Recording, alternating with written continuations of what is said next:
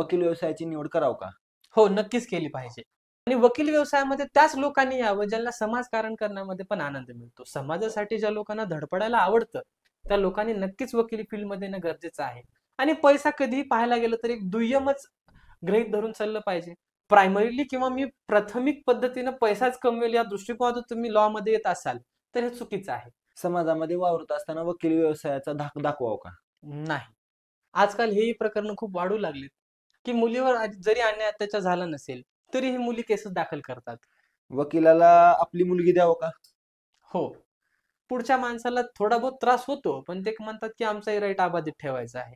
आणि लोनचं वगैरे म्हणलं तर त्यांना बरेचसे खास कळगे माहिती असतात वकील साहेबांना. त्यामुळे एकदा वकील साहेबांना लोन दिलं वापस मिळणार नाही असं बँकेला वाटतं. त्यामुळे ते काही वकील साहेबांना लवकर लोन देत नाहीत. इंजिनियर आणि डॉक्टर एकीकडे आणि एकीकडे वकील, कुणाची निवड करसाल? याचं उत्तर आपले दर्शकच सांगतील पण वकीलच. वकीलच. कोर्टामध्ये केस घेऊन जाणं कितपत योग्य आहे? म्हणजे हम्म. जर मिटत असली बाहेर केस सामंजस्याने किंवा मध्यस्थीने वगैरे, हा साहजिकच त्या गोष्टीमध्ये दोघांचंही समाधान होत नाही. वकिलीमध्ये पैसा कमवत असताना किती पैसा, लय पैसा आहे का लय लय लय पैसा आहे? लय लय लय पैसा आहे. Sky is the limit. नमस्कार मित्रांनो. मित्रांनो, आपले मित्र आहेत, त्यांच्याबरोबर आज आपण ते चर्चा करण्यासाठी आलोय. चर्चा कोणत्या मुद्द्यावरती होणार आहे? पहिल्यांदा आपण त्यांची ओळख करून घेऊया. दयानंद लॉ कॉलेजमध्ये ते सध्या ॲज अ प्रोफेसर म्हणून काम करायला लागले. आणि महत्त्वाचं म्हणजे त्यांनी जजची एक्झाम पण दिलेली आहे. त्यामुळे वकिली व्यवसायाशी खूप सारे त्यांचे नॉलेज आहे त्यांचं. वय लहान दिसायला लागले त्यांचं, परंतु व्यवसायामध्ये म्हणजे या व्यवसायाशी निगडीत खूप साऱ्या प्रश्नांवर त्यांचं एकदम प्रगल्भ असं ज्ञान आहे. ते तुम्हाला नक्कीच या व्हिडिओतून कळणारच आहे. मित्र, तुझं या आपल्या कार्यक्रमामध्ये आल्याबद्दल खूप खूप धन्यवाद. धन्यवाद. ओळख करून देत असताना नाव सांगतोय, शुभम धोंड असं नाव आहे माझ्या मित्राचं. आणि आपण आपल्या व्हिडिओला सुरुवात करणार मित्र.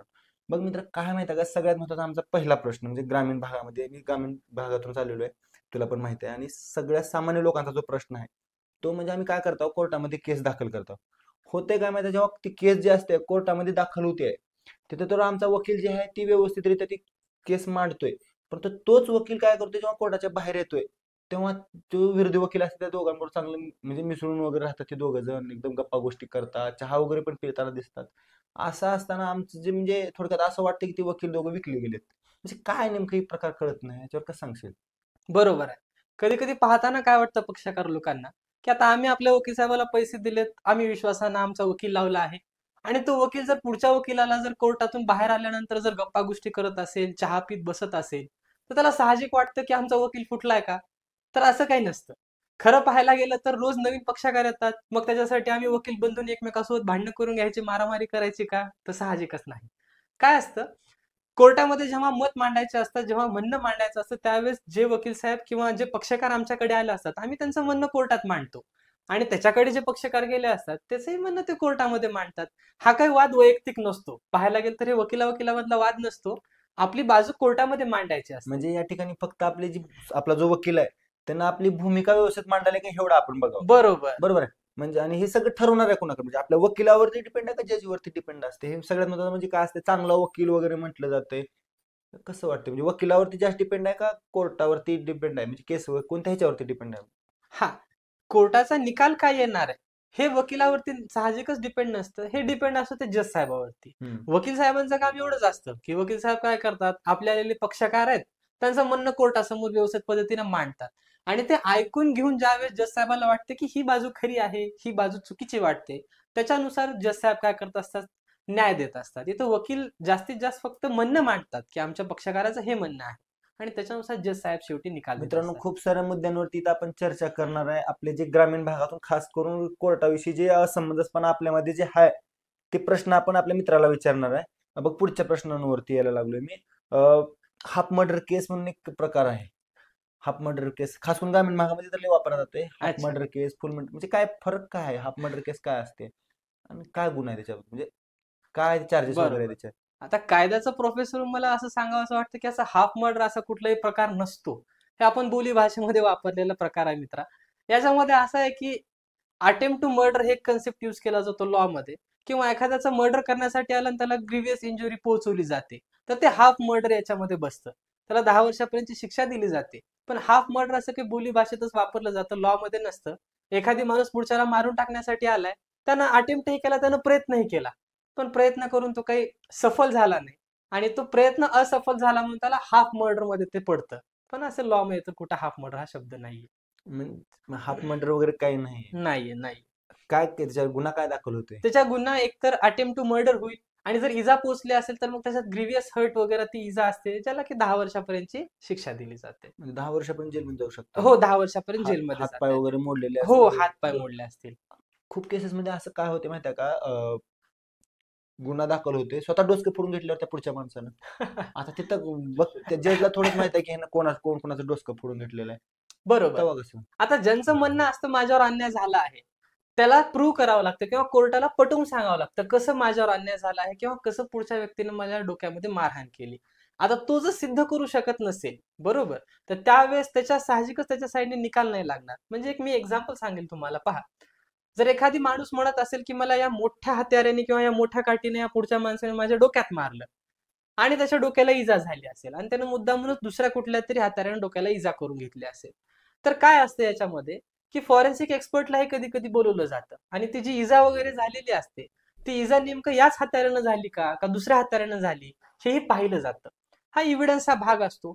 कोर्टाला जेव्हा शुअर होतो कोर्ट नाही होतंय 100%. काय माहितीये का, हा. तुम्ही कसं म्हणलो आता इथं की हत्यारानं त्या झाल्या. हम्म. समजा मी स्वतः जाऊन भिंतीला धडकलो, हम्म. डोसकं फुटलं माझं, आणि म्हटलं कोर्टामध्ये काय म्हटलं की यानं मला भीतीला धडकवलं. भीतीला धडकला ना तो, हा, त्यामुळे जरी फॉरेन्सिक मध्ये रिपोर्ट मध्ये जरी आलं तर तो भीतीला धडकला हे प्रूफच होणार आहे. बरोबर.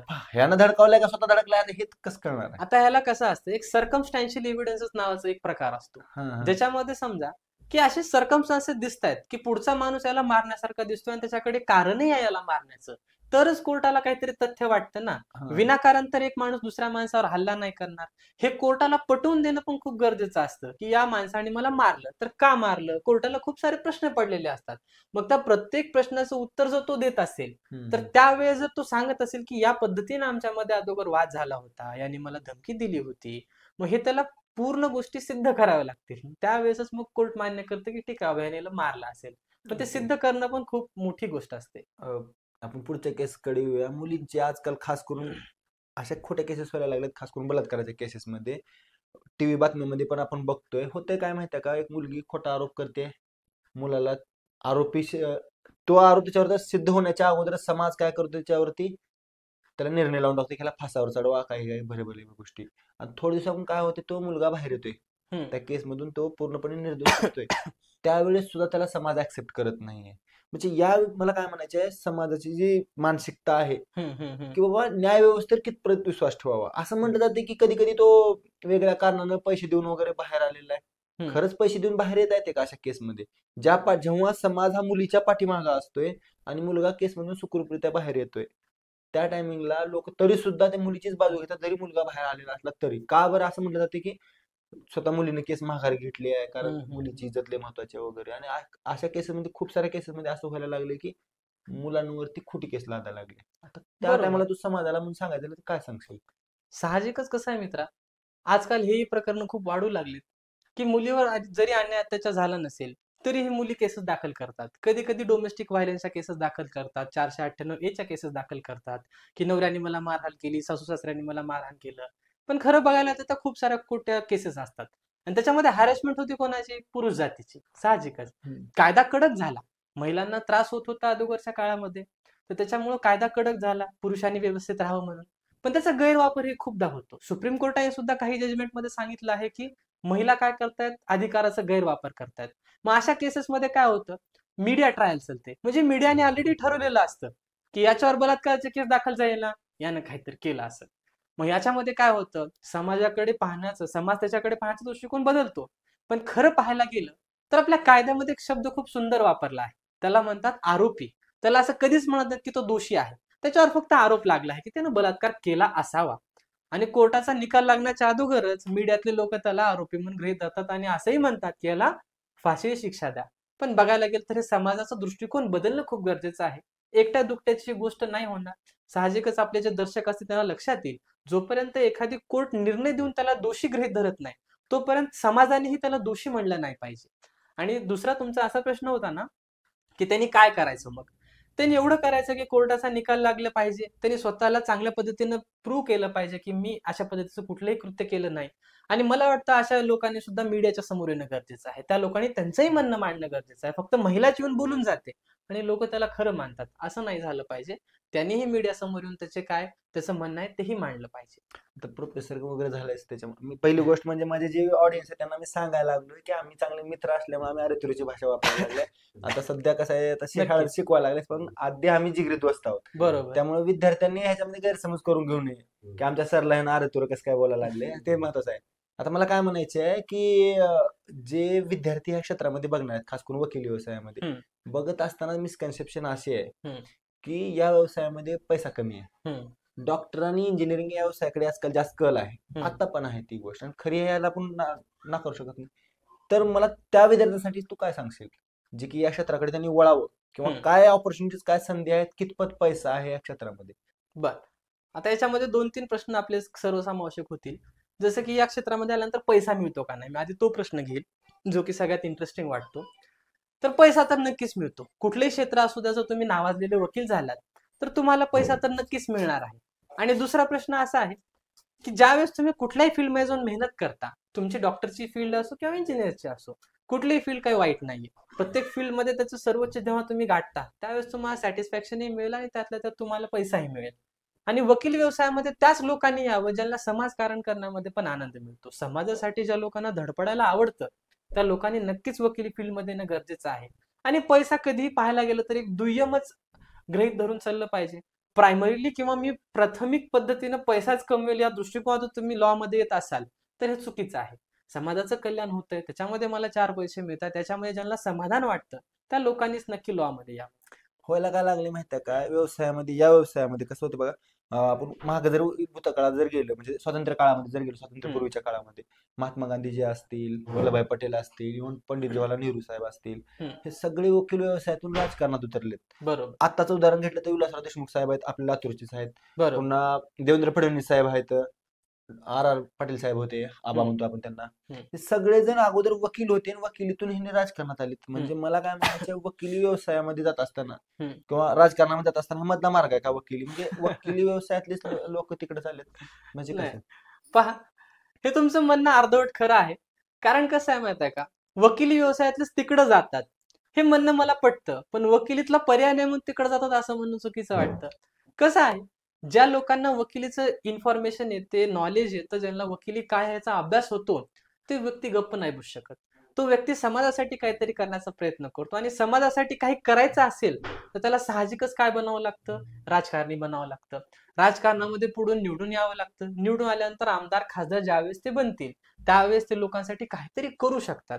कायद्याचा अभ्यास म्हणजे काय असतो, तर समाजाचाही अभ्यास त्यात येतो, आणि त्याचबरोबर कायदे कसे बनवले जातात, त्याला कसं आपण फॉलो करतो त्याचाही अभ्यास येतो. आणि एकदा ते शिक्षण जे वाघिणीचं दूध म्हणतात, त्या पद्धतीनं लॉचं जेव्हा एखाद्याला नॉलेज येतं, त्यावेळेस तो गुरगुरल्याशिवाय राहत नाही, असं मला म्हणावं असं वाटतं. आता गुरुगुरु लिहून आठवलं मला. हा. व्हायला काय लागली माहिती आहे का, या क्षेत्रामध्ये जी जॉब करायला लागलेत, प्रोफेशन मध्ये काम करायला लागलेत, त्यांचं लग्नच होऊन आलेत. कारण अशी आहेत, नाही नाही, कारण अशी आहेत, मुलगी जर असेल तर हा. तिनं आपल्याला काय करेल, कोर्टाची पायरी लावल. आणि जर पुढचा जर मुलगा असेल हा. तर आपण त्याला समजा आपली बहीण दिलं किंवा आपली जर लेग दिलं, तर त्यानं जमिनीमध्ये हिस्सा वाटा मागेल असं वाटेल, म्हणजे भीती आहे. बरोबर. या टायमिंगला म्हणजे काय करता येईल की म्हणजे वाचता येईल ह्या गोष्टीपासून समाजाला? बरोबर, हा ज्वलन प्रश्न आहे आमचे जे वकील बंधू असतील किंवा भगिनी असतील त्यांच्या समोर आलेला, की वकील जर बनला मुलगा तर मुलगी भेटत नाही, आणि मुलगी जर वकिलीन बनली तर त्याला मुलगा भेटत नाही. हे असे प्रश्न आपल्या समोर येतात. पण याच्यामध्ये कसं आहे, समाजाचा दृष्टिकोन बदलणं गरजेचं आहे. याच्यामध्ये एकट्या दुकट्याचं हे काम नाहीये. एवढंच होतं की ज्यांचं वकिली झालेलं आहे त्यांच्या स्वतःचे राईट्स त्यांना माहिती असतात. एखादी वकिलीन मुलगी असेल, त्यांना माहिती असतं की हिला अन्याय केलेला सहन नाही होणार. एखादी दुसरी वकिलीन मुलगी वकिली क्षेत्रातली सोडून जर दुसऱ्या क्षेत्रातली मुलगी असेल, तिला एखादी गोष्ट बोलली तर चालून जातं असं वाटतं. पण असं काही फरक नाहीये. कसं असतं पहा, प्रत्येकाच्या स्वतःच्या एका मेंटॅलिटीचा प्रश्न असतो. काही खूप वकील असेही असतात की जे खूप समजदार असतात आणि त्या बारीक सारीक गोष्टी काही लक्ष देत नाहीत. नाही, कसं हा, माहिती आहे का, मला माझी मुलगी आहे किंवा माझी बहीण असेल, हा, हा, एका वकिली व्यवसायातल्याला द्यायची आहे, हा. परंतु त्यानं जमीन माझ्या जमिनीमध्ये हक्क सांगून ये. अच्छा, आता मी काय काळजी घेऊ, खबरदारी काय घेऊ, अच्छा. म्हणजे काय वक करू, का लिहून घेऊ का त्याच्याकडून काही? नाही. हम्म. वकिलांसोबत चांगलं राहावं एवढंच त्याच्यात आपल्याला करता येईल, की म्हणजे त्यांना त्रास नाही दिला पाहिजे, हे तर हा साहजिकच आहे. हा त्यांना जर त्रास झाला नक्कीच ते त्यांना दुसऱ्यांना त्रास देणार आहे. होय. एवढं तर नक्कीच होईल. म्हणजे त्रास नाही दिला पाहिजे. त्रास त्यांना नाही दिला पाहिजे. होय. येस. मुलींसाठी काय म्हणतात? मुलींसाठी हे पहा, मुलींनी लॉ मध्ये आल्यानंतर फक्त आणि फक्त वकिलीच करता येते हा एक दृष्टिकोन चुकीचा वाटतो मला. खूप साऱ्या अशा जॉब्स आहेत ज्या की इंडोर वाल्या जॉब आहेत, जसं की ऑफिसमध्ये बसूनही ते जॉब करू शकतात. मग त्यामुळं असा गृहीत नका धरलं पाहिजे मुलींनी की आम्ही वकिली नाही करणार, तर त्यामुळे आम्ही वकिली क्षेत्रात येणारच नाही. खूप साऱ्या अशा जॉब्स आहेत ज्याच्यामध्ये मुलीही त्याच्यामध्ये इन होऊ शकतात आणि एक चांगलं याच्यामध्ये करिअरही मुलीही घडवू शकतात. या क्षेत्रामध्ये काम करणाऱ्या लोकांचा एक गंभीर प्रश्न प्रामुख्याने हा आहे की त्यांना कर्ज मिळत नाही. कुठली बँकिंग असेल, कुठलं फायनान्स वगैरे असेल, कर्ज देत नाही. का बरं बरोबर. देत नाही कर्ज? आता त्याच्यामध्ये काय होतं पहा, वकील साहेब म्हणलं किंवा पोलीस ऑफिसर जरी म्हणलं, तर ते म्हणतात की आम्ही तुम्हाला क्रेडिट कार्ड नाही देणार, आम्ही तुम्हाला लोन नाही देणार, इवन दो आम्ही तुम्हाला किरायानं रुमा पण नाही देणार. असेही आम्हाला काही प्रश्न येतात समोर. आणि याच्यामध्ये काय होतं, की एकदा वकील का राहिला आणि तो वकिलाला बाहेर काढायचं म्हणलं तर त्यांना माहिती असतं की हा वकील काही लवकर सहजासहजी रूम नाही सोडणार. तिथं महाराष्ट्र रेंट कंट्रोल ऍक्ट 1999 चा लागू करतो वकील आणि त्याला कायदे माहित असतात. कोणत्याही विना ग्राउंडचं त्याला काढून टाकलं जाऊ शकत नाही, हे महाराष्ट्र रेंट कंट्रोल ऍक्ट सांगतो, जो की समाजातल्या बाकीच्या लोकांनाही माहिती असलं पाहिजे. पण त्याच्यामध्ये वकील हे साहजिकच जागरूक असतात, त्यामुळे त्यांना समाजामध्ये काही चुकीचं होत असेल आणि त्यातल्या त्यात स्वतः वकिलावर काही चुकीचं होत असेल तर ते गुरगुरल्याशिवाय राहत नाहीत. म्हणून ते काय करतात, आपल्या राईट्सचा लक्ष ठेवून पुढच्या माणसाला थोडा बहुत त्रास होतो, पण ते म्हणतात की आमचाही राईट अबाधित ठेवायचा आहे. आणि लोनचं वगैरे म्हणलं तर त्यांना बरेचसे खाचखळगे माहिती असतात वकील साहेबांना. त्यामुळे एकदा वकील साहेबांना लोन दिलं वापस मिळणार नाही असं बँकेला वाटतं, त्यामुळे ते काही वकील साहेबांना लवकर लोन देत नाहीत. पण समाजाचा दृष्टिकोन बदलणं हेच मला वाटतं की त्या ठिकाणी मूळ मुद्दा आहे. समाजाने त्या म्हणजे ही ठिकाणी सगळी जबाबदारी वकिलांची आहे. वेळेवर लोन फेडणे, मोहरीत देणे वकिलांनी व्यवस्थित वागावं हा व्यवस्थित मेसेज समाजामध्ये तेव्हाच जाईल. जाईल. बरोबर आहे बरोबर. ना? हा. हो. मला काय म्हणायचं आहे, पुढच्या प्रश्नाकडे येत असताना की म्हटले जातात की कोर्टाच्या बाहेर केस मिटलेलं कधी चांगलं आहे म्हणतात. खरंच जर कोर्टाच्या बाहेर केस समाधान तर होत नाही, दोन्ही पाठी समाधान होत नाही, पण कोर्टामध्ये केस घेऊन जाणं कितपत योग्य आहे? म्हणजे जर मिटत असली बाहेर केस सामंजस्याने किंवा मध्यस्थीने वगैरे, हा साहजिकच आहे, त्या गोष्टीमध्ये दोघांचही समाधान होत नाही. काय म्हणजे काय त्या लोकांना काय पर्याय दिसेल? बर. आता कसं आहे, बाहेर केस मिटवण्याचे पण दोन प्रकार पडतात. एक तर त्याला असं असतं की बोली भाषेमध्ये कोणतरी याचं ऐकून घेतो, एक जण त्याचं ऐकून घेतो आणि एक तिसराच माणूस असतो, तो काय करतो, दोघांना म्हणतो की तू हे ऐक रे माझं, तू हे ऐक रे माझं, आणि दोघांनाही गप्प करतो. हा एक प्रकार असतो. आणि एक असा प्रकार असतो की कोर्टच काय करतं, लोक अदालत ठेवत असतं. लोक अदालतमध्ये कोर्टच म्हणत असतं की किती वर्ष तुम्ही भांडत बसणार आहात, जर तुम्हाला दोघांचं सामंजस्याने मिटत असेल तर मिटवून घ्या. तर तोही एक बाहेर मिटवण्याचा प्रयत्न आहे. आणि आपल्याकडे जे कायदे बनलेले आहेत ते पण हेच पाहतात म्हणजे की इथं आपल्याला बाहेरल्या बाहेर केस न मिटवता अगोदर कोर्टात केस घेऊन जाणे आणि कोर्टातर्फेच हा मिटवणे हे कधी बी योग्य बरोबर. आणि कोर्टातर्फे एखादी जर केस मिटली आणि त्याच्यावर जज साहेबांची सही आली तर ते खूप पक्क असतं ते डॉक्युमेंट, हम्म. आणि ते मिटवामिटीची कोर्टातून झालेली असते, हम्म. तर त्याला ना चांगल्या त्याला अपीलही करता येत नाही आणि पार्टीला पण एक सॅटिस्फॅक्शन मिळतं. चला मित्रांनो, तुम्हाला एक सांगायचं मला ह्या माध्यमातून की बघा, कोर्टाच्या बाहेर केस न मिटवता कोर्टात केस घेऊन जाणे, कोर्टात तर्फे केस मिटवणे कधी कितपत योग्य, म्हणजे जास्त ते एकदम योग्य आहे. 100% ते योग्य आहे. चालते बरोबर. मित्रांनो, आपल्या कन्व्हर्सेशन मधून खूप साऱ्या मित्रांनो आपल्या गप्पा झालेल्या आहेत. तुमचे खूप सारे प्रश्न पण असतील आपल्या ह्या मुद्द्यांवरती, तुमच्या काही केसेस पण असतील ज्या की तुम्ही आम्हाला कळवू शकता. स्क्रीनवरती एक नंबर दिसत आहे, या नंबरवरती तुम्ही अवश्य कॉल करा. तुमची जर केस कुठली असेल जी की उजेडात येत नसेल, प्रसार माध्यमामध्ये जर तुम्हाला प्रसारित वगैरे करायची असेल, तरी तुम्ही आत्ता जो नंबर तुम्हाला स्क्रीनवर दिसत आहे या नंबरवरती कॉल करा. आम्ही तुमच्या घरी येऊ आणि तुमची जी काही केस असेल ती प्रसार माध्यमातून आम्ही पूर्ण पब्लिक वरती किंवा सोशल मीडियावरती दाखवू, खास करून युट्यूब वरती तुम्हाला दिसेल. ठीक आहे मित्रांनो, सर्वप्रथम मित्र, आपल्या कार्यक्रमामध्ये आल्याबद्दल खूप खूप धन्यवाद आणि परत आपण येणार आहे.